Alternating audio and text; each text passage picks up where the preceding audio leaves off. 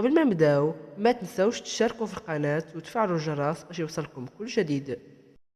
السلام عليكم متابعي الاعزاء، اليوم جبت لكم خبر مهم بزاف للوليدات ديال السادس الابتدائي والاباء ديالهم. الموضوع ديال اليوم هو اعاده امتحان الموحد بعد العطله واللي خرجت به وزاره التعليم.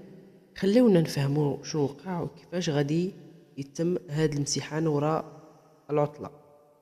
نطرح السؤال باش تفهموا علاش الوزاره قررت دير اعاده الامتحان الموحد ديال السادس ابتدائي.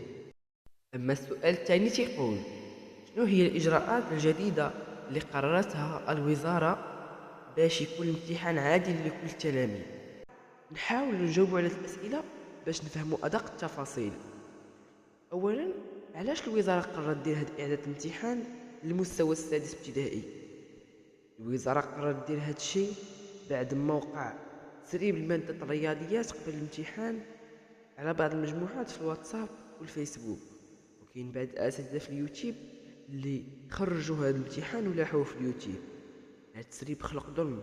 الوليدات اللي ما شافوش هذه الاسئله ما كانوش قادرين يراجعوا مزيان.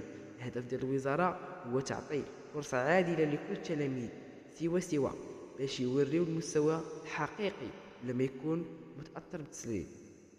بعد هذا الشيء خاصنا نشوفوا شنو هو القرار الاخير اللي خرجته الوزاره. الوزاره قررت بعد ما وقع هذا التسريب الماده الرياضيات احداث الامتحان، يعني ليس فقط في الشك المقرر 100%. هذا الامتحان غادي يكون فقط للتلاميذ اللي في المدارس الرائده.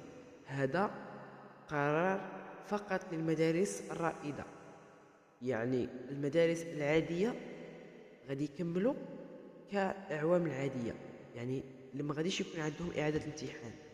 اعاده الامتحان غتكون فقط المدارس الرائده، يعني الاباء اللي عندهم الاولاد في المدارس الرائده خاصهم يحضروهم مزيان، حيت غادي يكون عندهم امتحان تاني بعد العطله.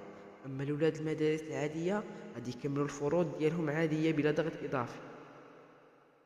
بالنسبه لي ان هذا القرار اللي دارت الوزاره كان مزيان باش يكون الامتحان عادل، خصوصا في المدارس الرائده.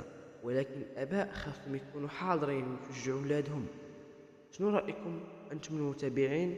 ما تنساوش تكتبوا لي التعليقات الراي ديالكم. ما تنساوش تشاركوا في القناه باش يوصلكم كل اخبار جديده لقناه المغرب نيوز.